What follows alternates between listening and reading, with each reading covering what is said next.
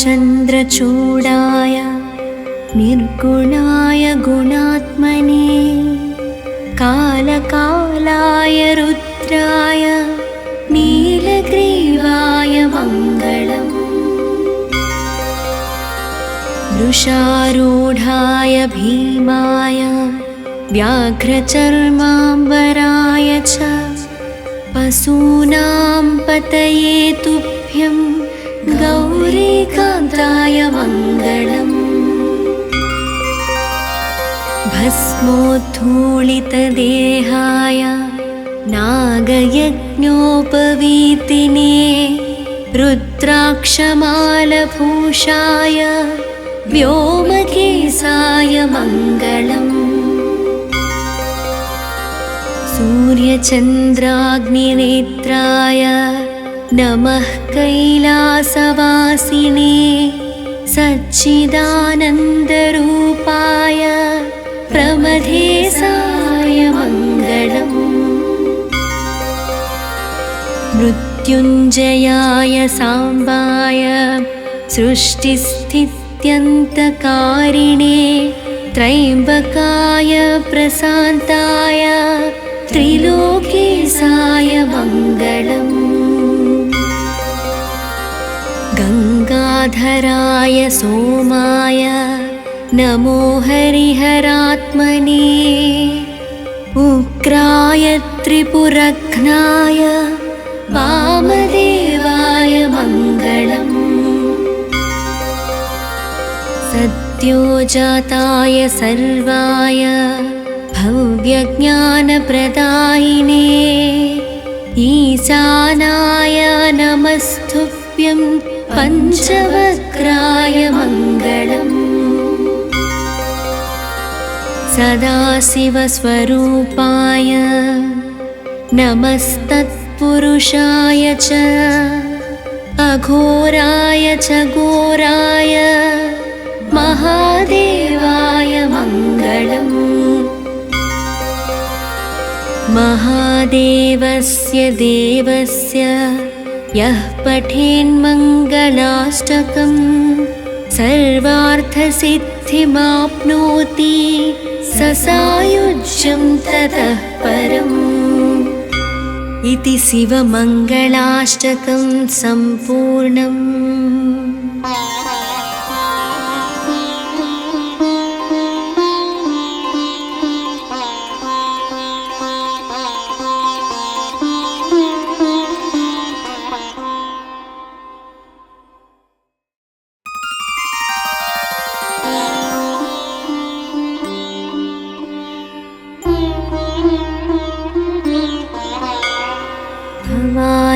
चन्द्रचूडाय निर्गुणाय गुणात्मने कालकालाय रुद्राय नीलग्रीवाय मङ्गलम्।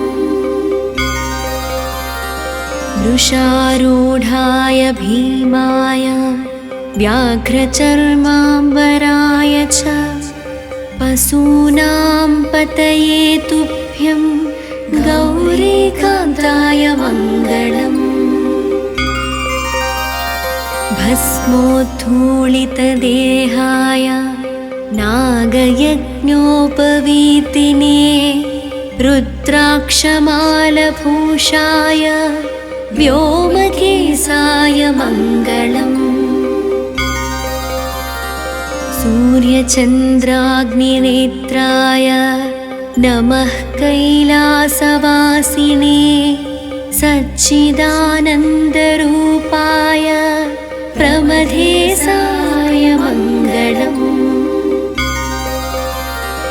मृत्युञ्जयाय साम्बाय सृष्टिस्थित्यन्तकारिणे त्रयम्बकाय प्रशान्ताय त्रिलोकेशाय मङ्गलम्। गङ्गाधराय सोमाय नमो हरिहरात्मने उग्राय त्रिपुरघ्नाय वामदेवाय मङ्गलम्। सद्योजाताय सर्वाय भव्यज्ञानप्रदायिने ईशानाय नमस्तुभ्यं पञ्चवक्त्राय मङ्गलम् सदाशिवस्वरूपाय नमस्तत्पुरुषाय च अघोराय च घोराय महादेवाय मङ्गलम् महादेवस्य देवस्य यः पठेन्मङ्गलाष्टकं सर्वार्थसिद्धिमाप्नोति स सायुज्यं ततः परम् इति शिवमङ्गलाष्टकं सम्पूर्णम्।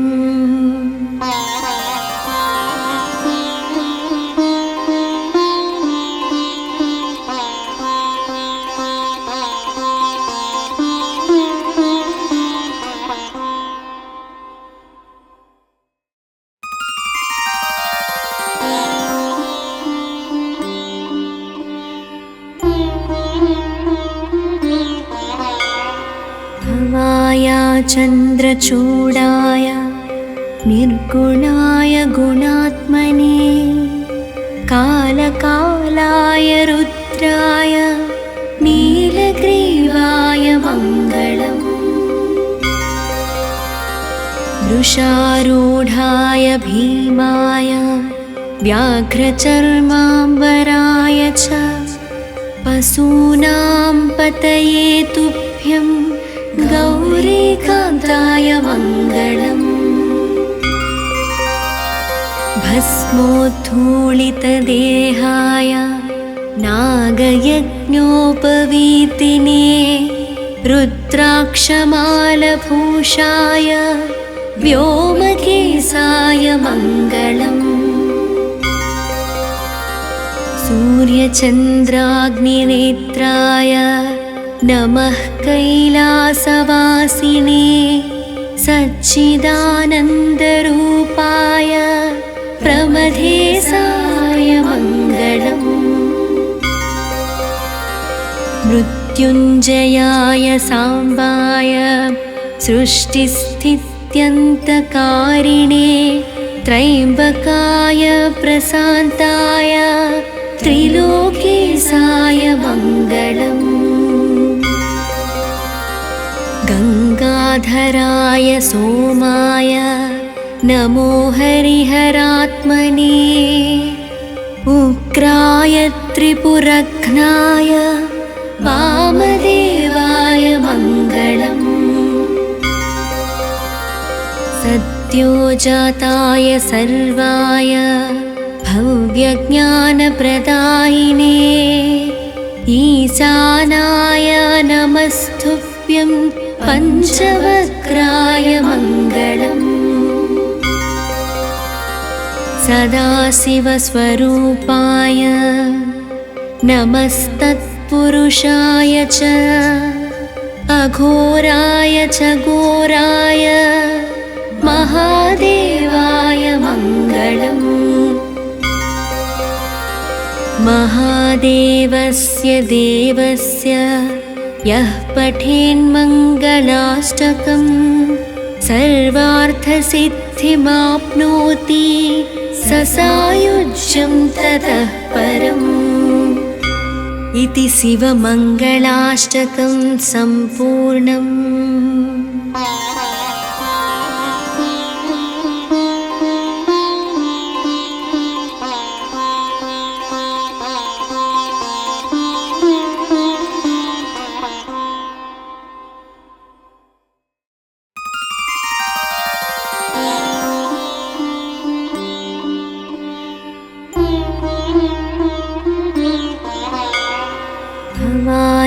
चन्द्रचूडाय निर्गुणाय गुणात्मने कालकालाय रुद्राय नीलग्रीवाय मङ्गलम्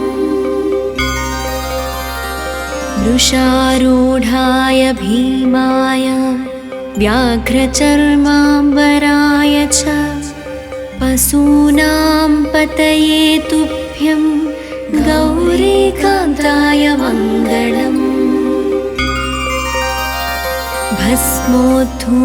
भस्मोद्धूलितदेहाय नागयज्ञोपवीतिने रुद्राक्षमालभूषाय व्योमकेशाय मङ्गलम्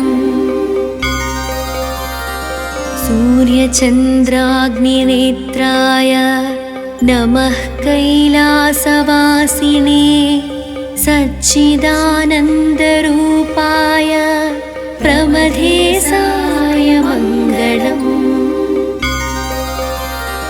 मृत्युञ्जयाय साम्बाय सृष्टिस्थित्यन्तकारिणे त्रयम्बकाय प्रशान्ताय त्रिलोकेशाय मङ्गलम्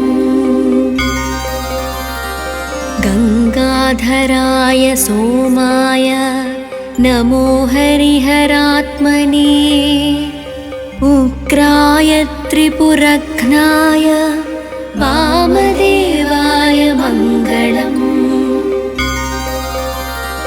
सद्योजाताय सर्वाय भव्यज्ञानप्रदायिने ईशानाय नमस्तुभ्यं पञ्चवक्त्राय मङ्गलम् सदाशिवस्वरूपाय नमस्तत्पुरुषाय च अघोराय च घोराय महादेवाय मङ्गलम्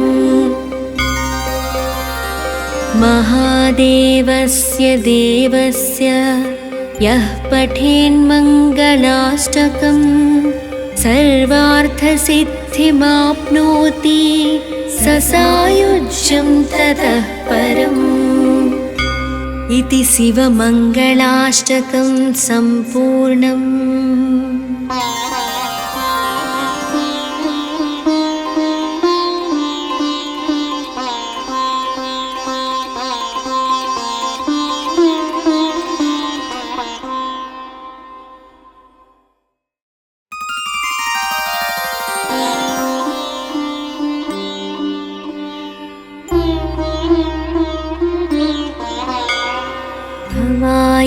चन्द्रचूडाय निर्गुणाय गुणात्मने कालकालाय रुद्राय नीलग्रीवाय मङ्गलम्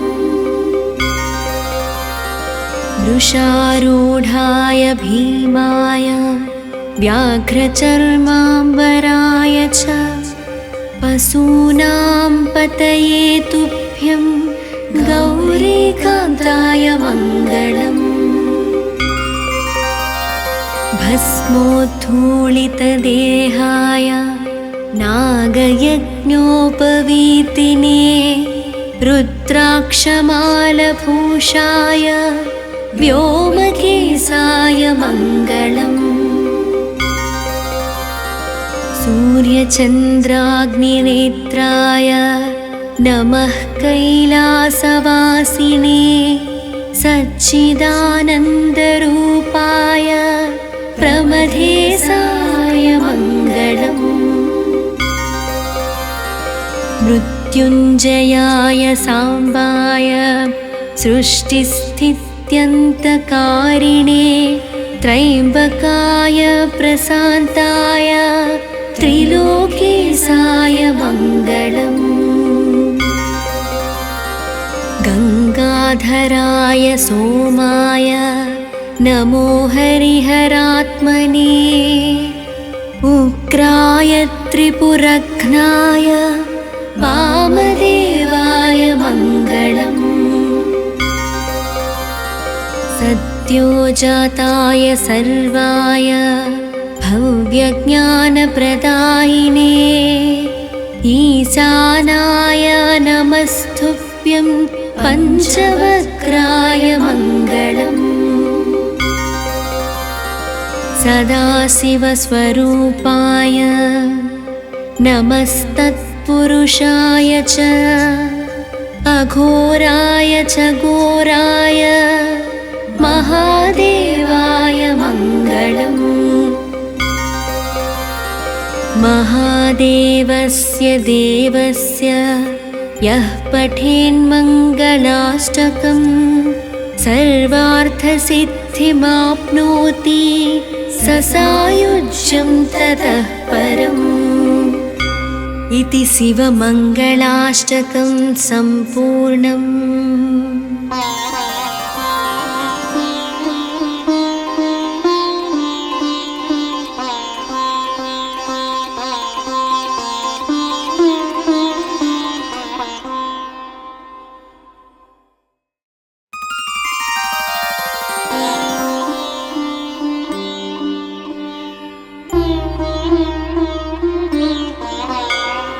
भवाय चन्द्रचूडाय निर्गुणाय गुणात्मने कालकालाय रुद्राय नीलग्रीवाय मङ्गलम्। वृषारूढाय भीमाय व्याघ्रचर्माम्बराय च पशूनां पतये तुभ्यं गौरीकान्ताय मङ्गलम्।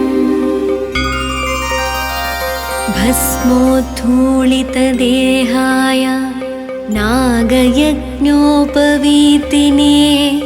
रुद्राक्षमालभूषाय व्योमकेशाय मङ्गलम्। सूर्यचन्द्राग्निनेत्राय नमः कैलासवासिने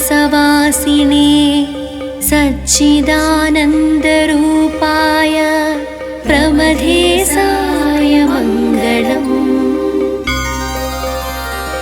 मृत्युञ्जयाय साम्बाय सृष्टिस्थित्यन्तकारिणे त्रयम्बकाय प्रशान्ताय त्रिलोकेशाय मङ्गलम्। गङ्गाधराय सोमाय नमो हरिहरात्मने उग्राय त्रिपुरघ्नाय वामदेवाय मङ्गलम्। सद्योजाताय सर्वाय भव्यज्ञानप्रदायिने ईशानाय नमस्तुभ्यं पञ्चवक्त्राय मङ्गलम्। सदाशिवस्वरूपाय नमस्तत्पुरुषाय च अघोराय च घोराय महादेवाय मङ्गलम्। महादेवस्य देवस्य यः पठेन्मङ्गलाष्टकम् सर्वार्थसिद्धिमाप्नोति स सायुज्यं ततः परम्। इति शिवमङ्गलाष्टकं सम्पूर्णम्।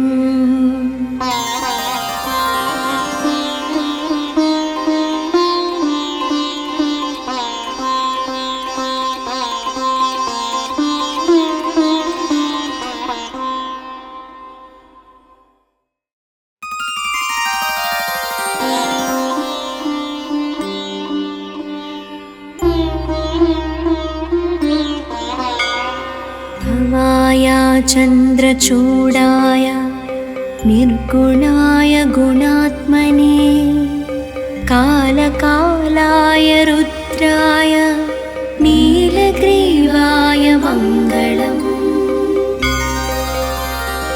वृषारूढाय भीमाय व्याघ्रचर्माम्बराय च पशूनां पतये तुभ्यं गौरीकान्ताय मङ्गलम्। भस्मोद्धूलितदेहाय नागयज्ञोपवीतिने रुद्राक्षमालभूषाय व्योमकेशाय मङ्गलम्।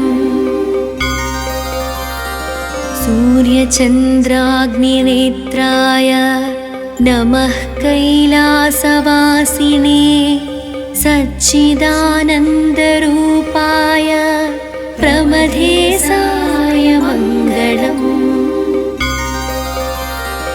मृत्युञ्जयाय साम्बाय सृष्टिस्थित्यन्तकारिणे त्रयम्बकाय प्रशान्ताय त्रिलोकेशाय मङ्गलम्। गङ्गाधराय सोमाय नमो हरिहरात्मने उग्राय त्रिपुरघ्नाय वामदेवाय मङ्गलम्। सद्योजाताय सर्वाय भव्यज्ञानप्रदायिने ईशानाय नमस्तुभ्यं पञ्चवक्त्राय मङ्गलम्। सदाशिवस्वरूपाय नमस्तत्पुरुषाय च अघोराय च घोराय महादेवाय मङ्गलम्। महादेवस्य देवस्य यः पठेन्मङ्गलाष्टकं सर्वार्थसिद्धिमाप्नोति स सायुज्यं ततः परम्। इति शिवमङ्गलाष्टकं सम्पूर्णम्।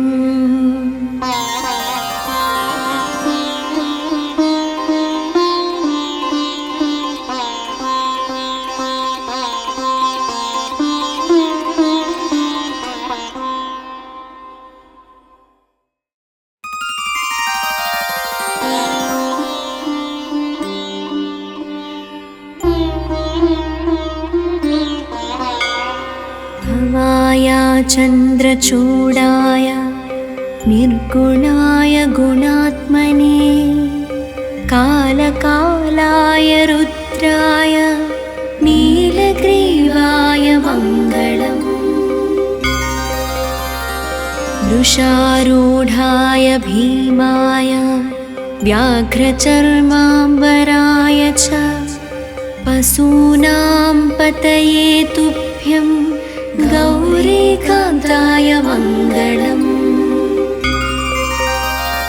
भस्मोद्धूलितदेहाय नागयज्ञोपवीतिने रुद्राक्षमालभूषाय व्योमकेशाय मङ्गलम्। सूर्यचन्द्राग्निनेत्राय नमः कैलासवासिने सच्चिदानन्दरूपाय प्रमथेशाय मङ्गलम्। मृत्युञ्जयाय साम्बाय सृष्टिस्थित्यन्तकारिणे त्रयम्बकाय प्रशान्ताय त्रिलोकेशाय मङ्गलम्। गङ्गाधराय सोमाय नमो हरिहरात्मने उग्राय त्रिपुरघ्नाय वामदेवाय मङ्गलम्। सद्योजाताय सर्वाय भव्यज्ञानप्रदायिने ईशानाय नमस्तुभ्यं पञ्चवक्त्राय मङ्गलम्। सदाशिवस्वरूपाय नमस्तत्पुरुषाय च अघोराय च घोराय महादेवाय मङ्गलम्। महादेवस्य देवस्य यः पठेन्मङ्गलाष्टकं सर्वार्थसिद्धिमाप्नोति स सायुज्यं ततः परम्। इति शिवमङ्गलाष्टकं सम्पूर्णम्।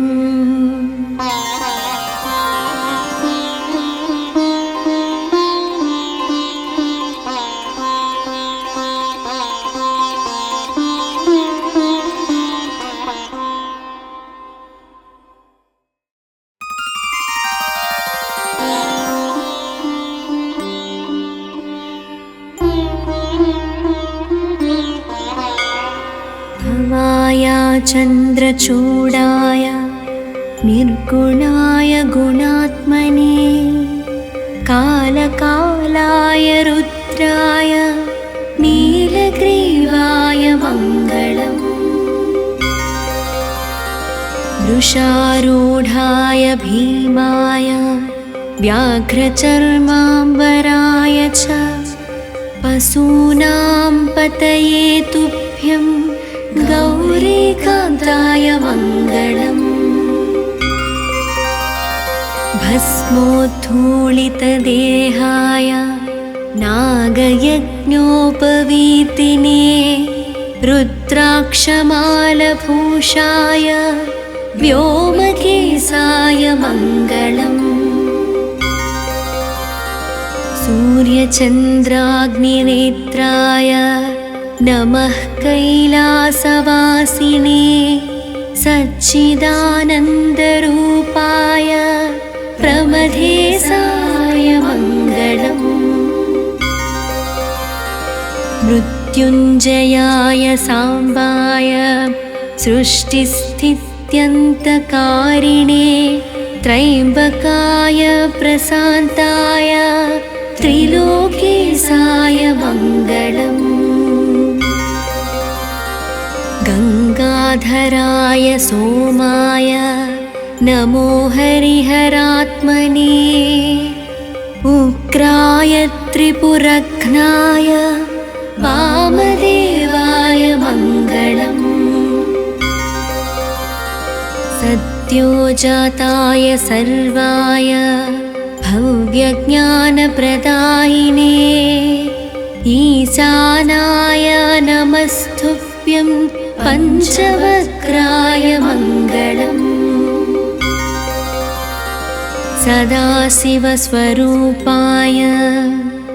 नमस्तत्पुरुषाय च अघोराय च घोराय महादेवाय मङ्गलम्। महादेवस्य देवस्य यः पठेन्मङ्गलाष्टकं सर्वार्थसिद्धिमाप्नोति स सायुज्यं ततः परम्। इति शिवमङ्गलाष्टकं सम्पूर्णम्।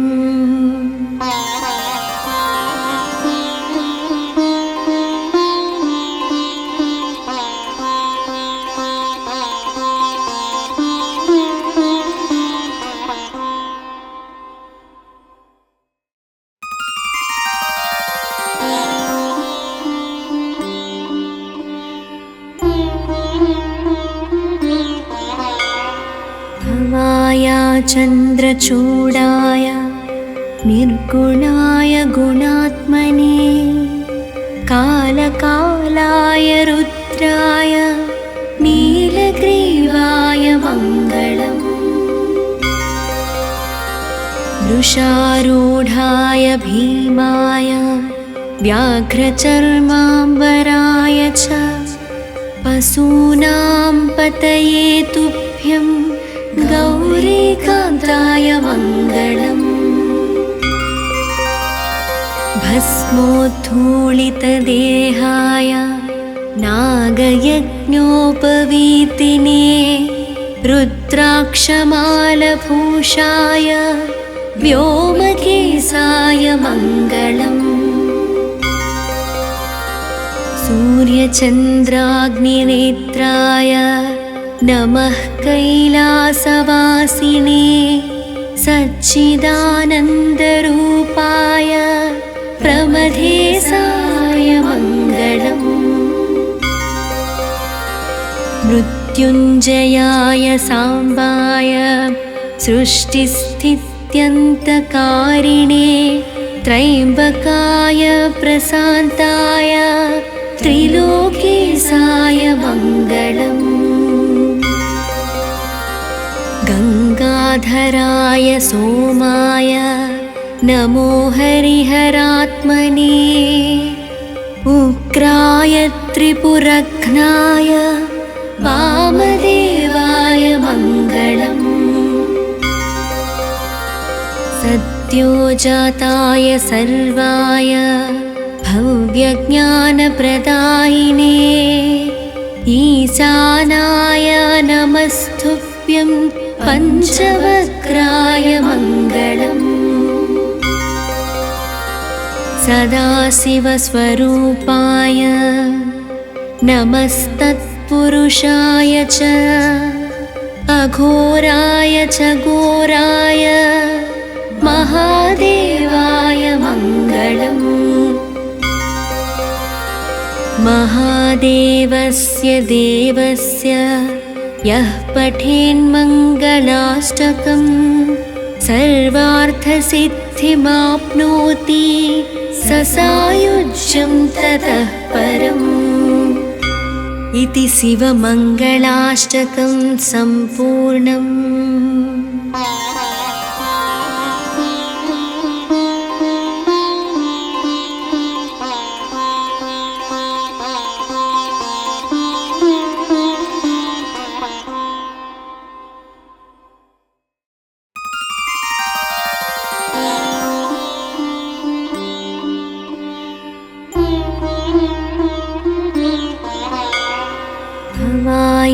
चन्द्रचूडाय निर्गुणाय गुणात्मने कालकालाय रुद्राय नीलग्रीवाय मङ्गलम्।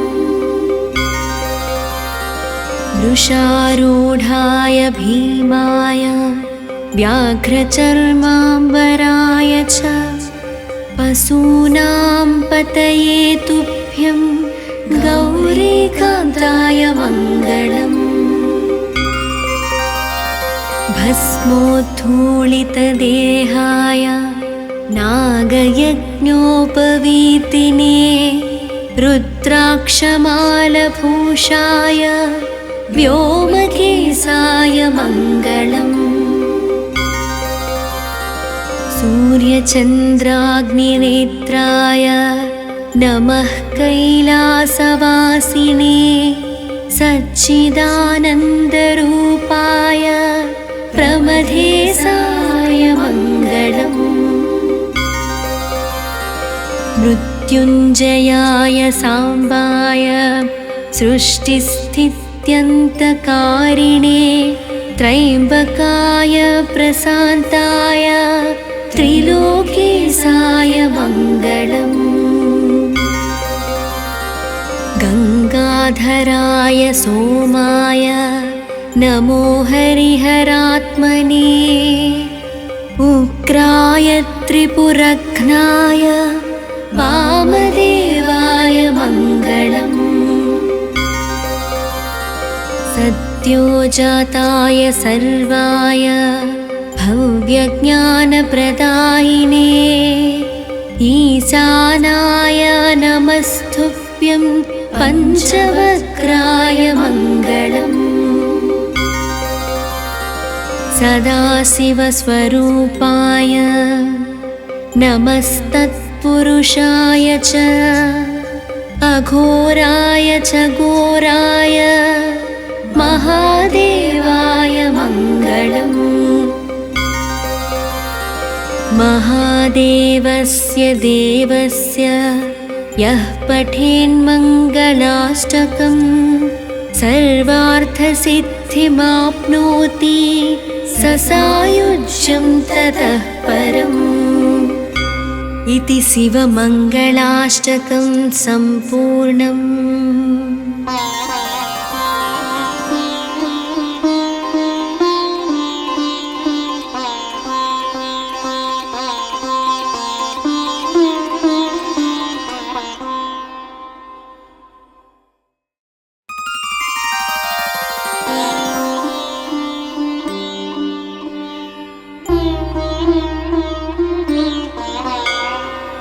भवाय चन्द्रचूडाय निर्गुणाय गुणात्मने कालकालाय रुद्राय नीलग्रीवाय मङ्गलम् वृषारूढाय भीमाय व्याघ्रचर्माम्बराय च पशूनां पतये तुभ्यं गौरीकान्ताय मङ्गलम् भस्मोद्धूलितदेहाय नागयज्ञोपवीतिने रुद्राक्षमालभूषाय व्योमकेशाय मङ्गलम् सूर्यचन्द्राग्निनेत्राय नमः कैलासवासिने सच्चिदानन्दरूपाय प्रमथेशाय मङ्गलम्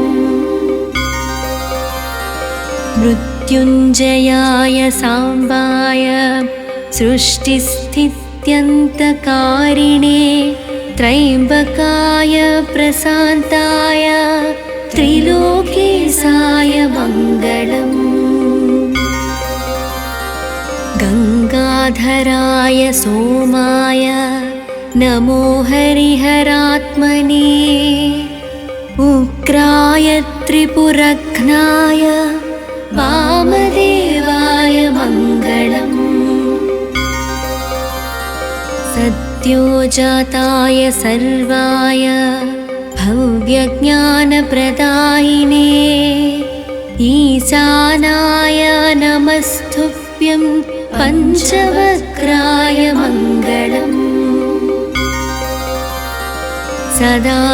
सदाशिवस्वरूपाय नमस्तत्पुरुषाय च अघोराय च घोराय महादेवाय मङ्गलम् महादेवस्य देवस्य यः पठेन्मङ्गलाष्टकं सर्वार्थसिद्धिमाप्नोति स सायुज्यं ततः परम् इति शिवमङ्गलाष्टकं सम्पूर्णम्।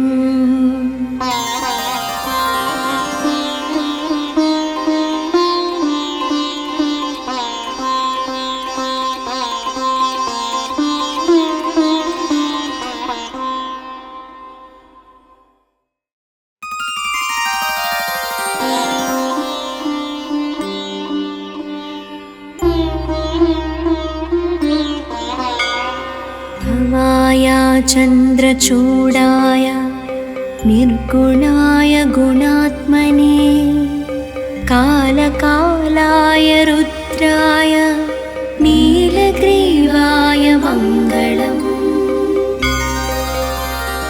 वृषारूढाय भीमाय व्याघ्रचर्माम्बराय च पशूनां पतये तुभ्यं गौरीकान्ताय मङ्गलम् भस्मोद्धूलितदेहाय नागयज्ञोपवीतिने रुद्राक्षमालभूषाय व्योमकेशाय मङ्गलम् सूर्यचन्द्राग्निनेत्राय नमः कैलासवासिने सच्चिदानन्दरूपाय प्रमथेशाय मङ्गलम्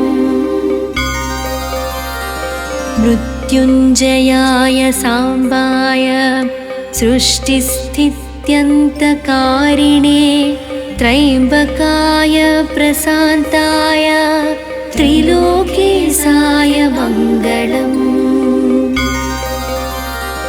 गङ्गाधराय सोमाय नमो हरिहरात्मने उग्राय त्रिपुरघ्नाय वामदेवाय मङ्गलम् सद्योजाताय सर्वाय भव्यज्ञानप्रदायिने ईशानाय नमस्तुभ्यं पञ्चवक्त्राय मङ्गलम्। सदाशिवस्वरूपाय नमस्तत्पुरुषाय च अघोराय च घोराय महादेवाय मङ्गलम्। महादेवस्य देवस्य यः पठेन्मङ्गलाष्टकं सर्वार्थसिद्धिमाप्नोति स सायुज्यं ततः परम्। इति शिवमङ्गलाष्टकं सम्पूर्णम्।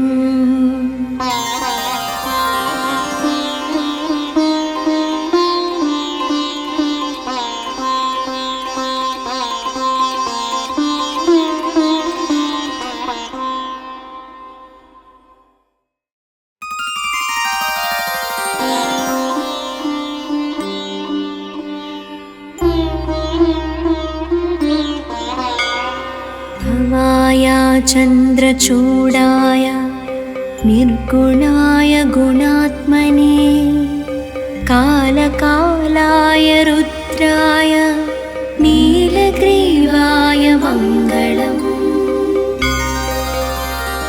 वृषारूढाय भीमाय व्याघ्रचर्माम्बराय च पशूनां पतये तुभ्यं गौरीकान्ताय मङ्गलम्।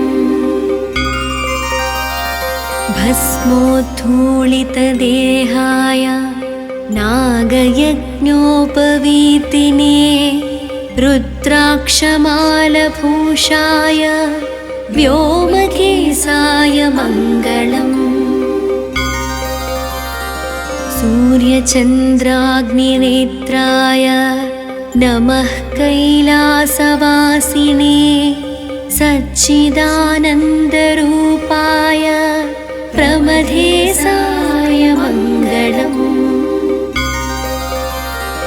मृत्युञ्जयाय साम्बाय सृष्टिस्थित्यन्तकारिणे त्रयम्बकाय प्रशान्ताय त्रिलोकेशाय मङ्गलम्।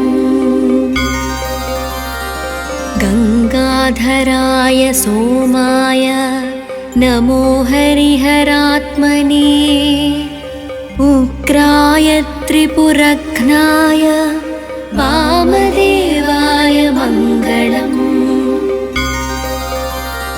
सद्योजाताय सर्वाय भव्यज्ञानप्रदायिने ईशानाय नमस्तुभ्यं पञ्चवक्त्राय मङ्गलम्। सदाशिवस्वरूपाय नमस्तत्पुरुषाय च अघोराय च घोराय महादेवाय मङ्गलम्। महादेवस्य देवस्य यः पठेन्मङ्गलाष्टकं सर्वार्थसिद्धिमाप्नोति स सायुज्यं ततः परम्। इति शिवमङ्गलाष्टकं सम्पूर्णम्।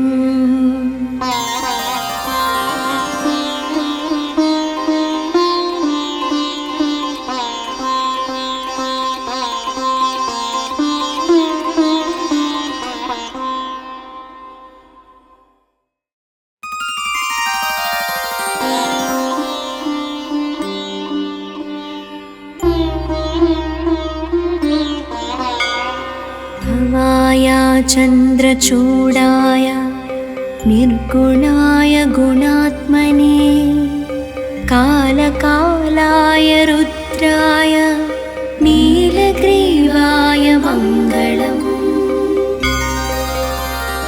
वृषारूढाय भीमाय व्याघ्रचर्माम्बराय च पशूनां पतये तुभ्यं गौरीकान्ताय मङ्गलम् भस्मोद्धूलितदेहाय नागयज्ञोपवीतिने रुद्राक्षमालभूषाय व्योमकेशाय मङ्गलम् सूर्यचन्द्राग्निनेत्राय नमः कैलासवासिने सच्चिदानन्दरूपाय प्रमथेशाय मङ्गलम् मृत्युञ्जयाय साम्बाय सृष्टिस्थित्यन्तकारिणे त्रयम्बकाय प्रशान्ताय त्रिलोकेशाय मङ्गलम् गङ्गाधराय सोमाय नमो हरिहरात्मने उग्राय त्रिपुरघ्नाय वामदेवाय मङ्गलम् सद्योजाताय सर्वाय भव्यज्ञानप्रदायिने ईशानाय नमस्तुभ्यं पञ्चवक्त्राय मङ्गलम्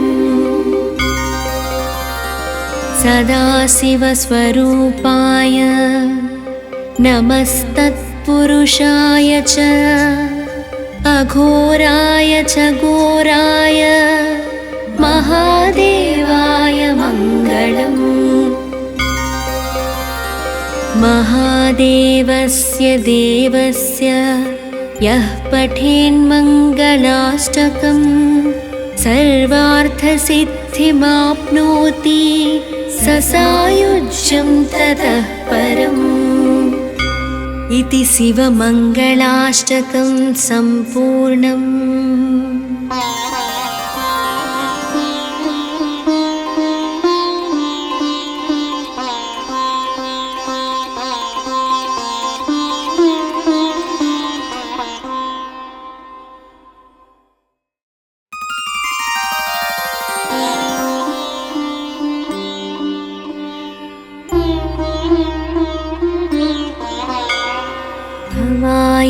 चन्द्रचूडाय निर्गुणाय गुणात्मने कालकालाय रुद्राय नीलग्रीवाय मङ्गलम् वृषारूढाय भीमाय व्याघ्रचर्माम्बराय च पशूनां पतये तुभ्यं गौरीकान्ताय मङ्गलम् भस्मोद्धूलितदेहाय नागयज्ञोपवीतिने रुद्राक्षमालभूषाय व्योमकेशाय मङ्गलम् सूर्यचन्द्राग्निनेत्राय नमः कैलासवासिने सच्चिदानन्दरूपाय प्रमथेशाय मङ्गलम् मृत्युञ्जयाय साम्बाय सृष्टिस्थित्यन्तकारिणे त्रयम्बकाय प्रशान्ताय त्रिलोकेशाय मङ्गलम् गङ्गाधराय सोमाय नमो हरिहरात्मने उग्राय त्रिपुरघ्नाय वामदेवाय मङ्गलम् सद्योजाताय सर्वाय भव्यज्ञानप्रदायिने ईशानाय नमस्तुभ्यं पञ्चवक्त्राय मङ्गलम् सदाशिवस्वरूपाय नमस्तत्पुरुषाय च अघोराय च घोराय महादेवाय मङ्गलम्। महादेवस्य देवस्य यः पठेन्मङ्गलाष्टकं सर्वार्थसिद्धिमाप्नोति स सायुज्यं ततः परम्। इति शिवमङ्गलाष्टकं सम्पूर्णम्।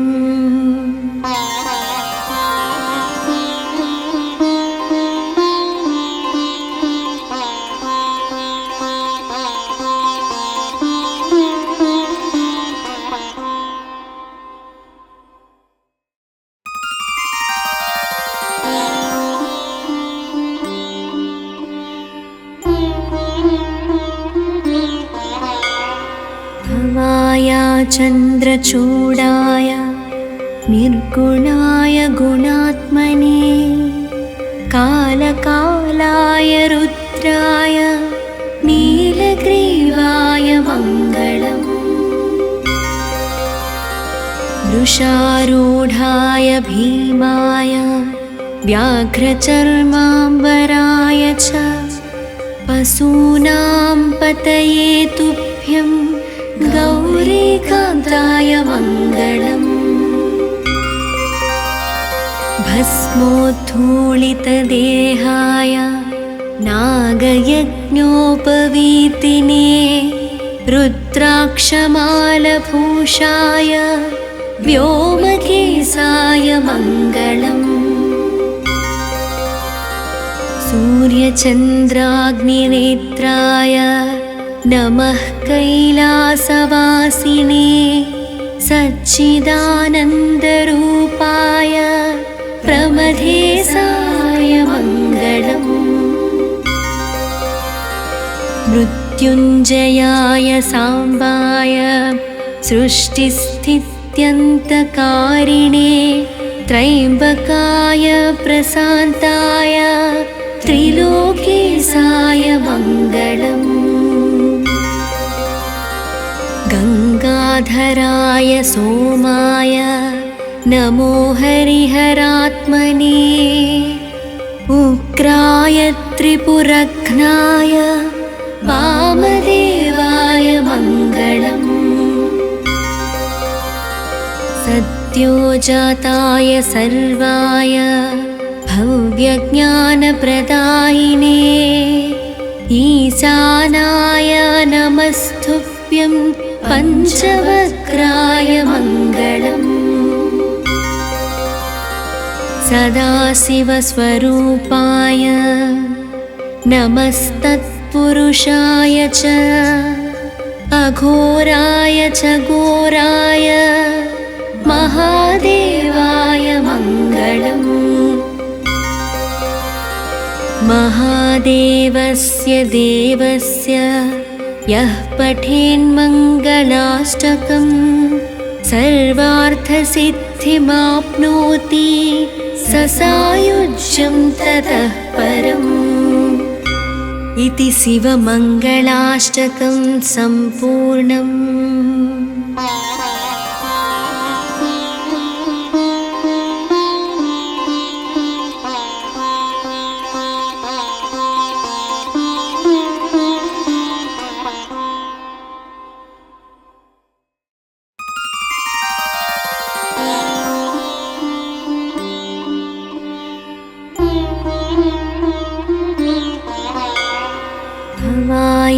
चन्द्रचूडाय निर्गुणाय गुणात्मने कालकालाय रुद्राय नीलग्रीवाय मङ्गलम्। वृषारूढाय भीमाय व्याघ्रचर्माम्बराय च पशूनां पतये तुभ्यं गौरीकान्ताय मङ्गलम्। भस्मोद्धूलितदेहाय नागयज्ञोपवीतिने रुद्राक्षमालभूषाय व्योमकेशाय मङ्गलम्। सूर्यचन्द्राग्निनेत्राय नमः कैलासवासिने सच्चिदानन्दरूपिणे